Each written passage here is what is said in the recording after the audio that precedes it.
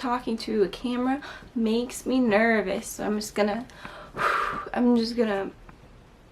Hi, my name is Kylie, and welcome to my first YouTube video. I posted on my Twitter asking everyone what my first video should be about, and I found out my followers are a pretty even mix of Raylos and Marxists. I'll get into all the serious stuff next time. I want to talk about my experiences growing up in a cult and with the alt-right, but I want to start off fun. So today let's talk about some fictional fascism.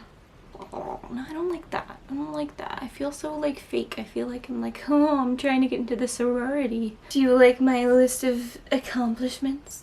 I recently realized Orson Scott Card is not dead. I don't know why I thought Orson Scott Card was dead.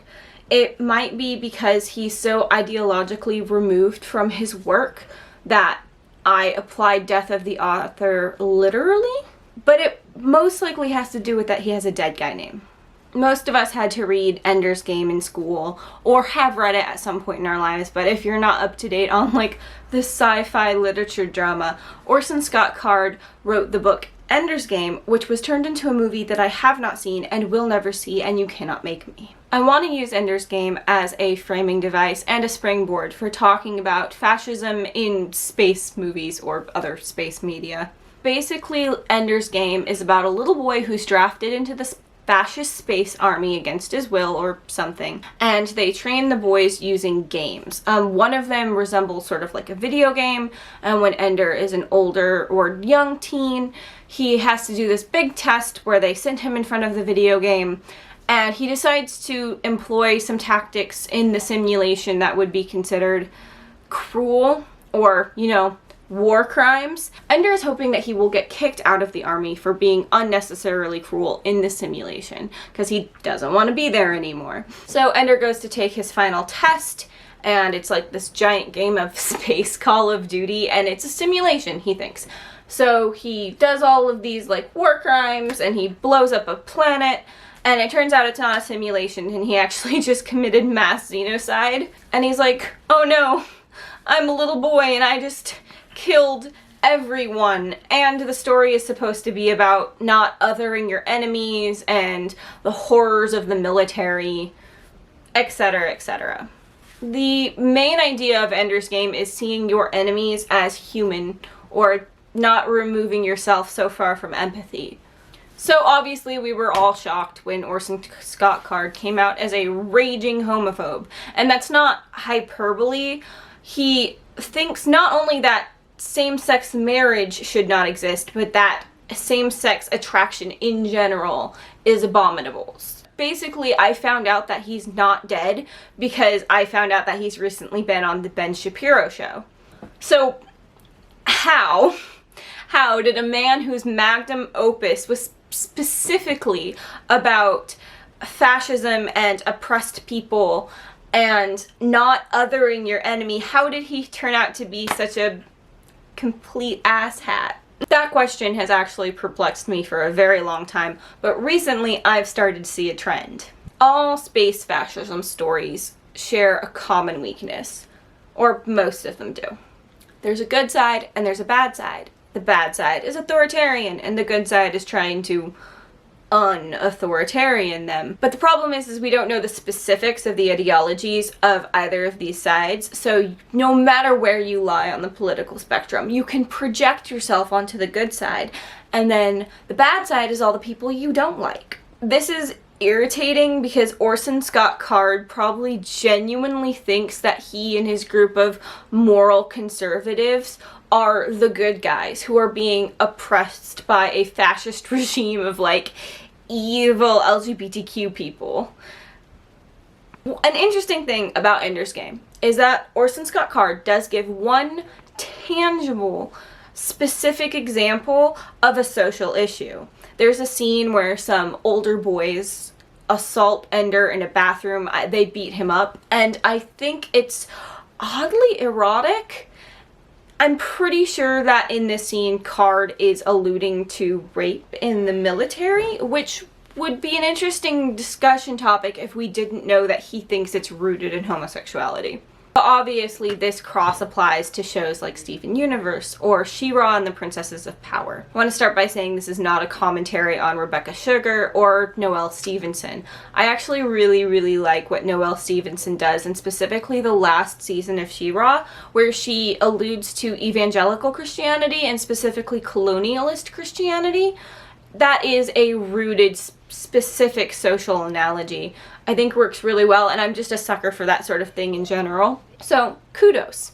However, I found out that that's pretty much isolated to the last season, which is why the last season of She-Ra is the only season I've seen, and probably it'll stay that way.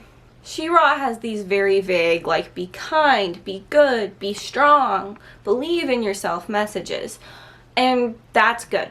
For a kids show, that is a good thing. Kids need simple, motivating themes to deal with their everyday lives. They need representation of queer characters, especially queer parents. Little boys need representation of gentle, kind, strong, healthy masculinity. But I am not an 8-year-old boy. I am a 22-year-old woman, and I am very tired. I will always be grateful to creators like Noelle Stevenson and Rebecca Sugar for providing these helpful, soft, gentle representations of masculinity, because I've seen how it works in my own little brothers, and that's great. What I'm tired of is adults on Twitter or Tumblr or other places on the internet insisting I have to see or have to like these shows because they're desperate to be thrown a bone in terms of queer representation, or they project themselves onto these children characters' struggles. And if this genuinely helps you cope, that's good for you. But personally, I don't think that issues like neurodivergency, PTSD, war crimes should be painted in a pastel palette and treated as though they can be solved with kindness and cookies and self-love and forgiving your enemies. I've conquered so many worlds for the sake of the Empire. I do everything you ask, and I do it all perfectly. But your very high standards put us all under a lot of pressure. I've conquered so many worlds. I can't have a flaw. I'm supposed to be flawless. If I'm not perfect, then who am I? If you're not pink, then who are you? Who is anyone? You know, if you just let everyone be whoever they are, maybe you could let yourself be whoever you are too. Maybe you could let yourself be whoever you are. These ideas do not line up. There is a philosophical dissonance that is just not being met. It's not being followed through. But this is not a Steven Universe hot take. It's not even a She-Ra hot take.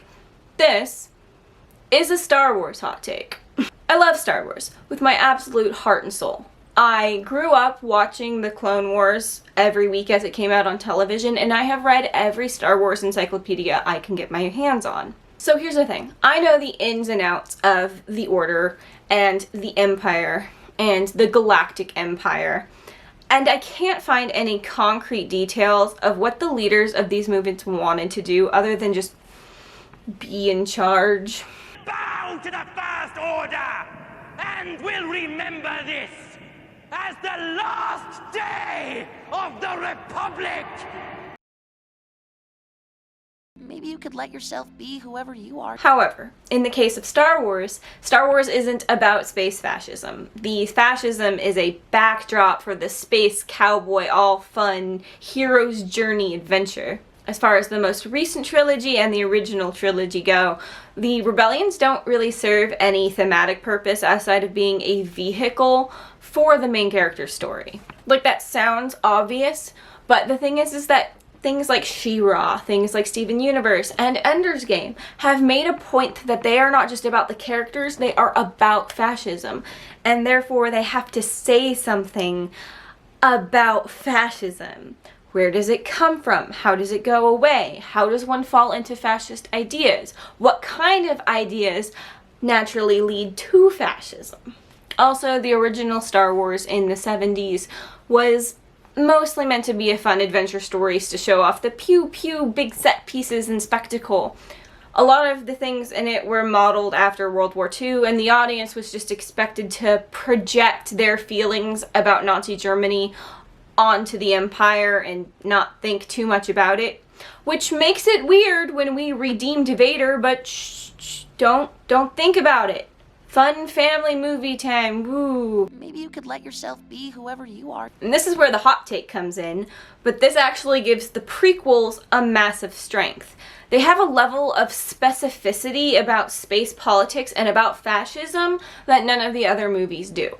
Grounded examples of these sorts of things in the prequels include what might drive someone to become fascistic. Their pride, not feeling like they have the power, Anakin. What do you mean? Also, like a detailed commentary about how religious and philosophical establishments are weakened or corrupted by elitism, by infighting, by bureaucracy.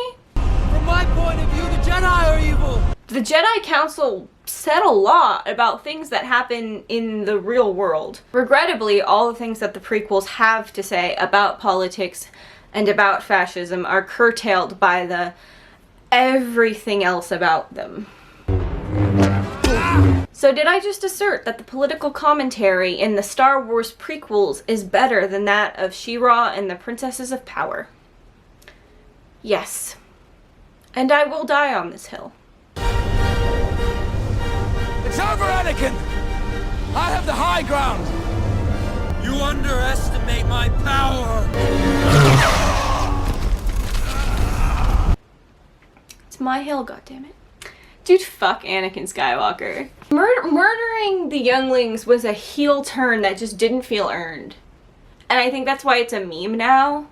Which is horrible because there are alt-right dudes doing mass shootings. Like, this is a direct parallel to a thing that's actually happening. Like, it's strikingly on the nose. But they didn't build Anakin up to deserve it. And therefore, like, it leaves again a dissonance between what's actually happening and what's happening here, because I don't even think the writers understand why people become fascistic. They just needed him to become Vader because that's what happens in the original trilogy. And you know, one of the biggest problems with this is if our vague answers to dealing with space Nazis is just love thy enemy and have a donut. How on earth are we going to deal with the real Nazis? How on earth are we going to deal with the real Nazis?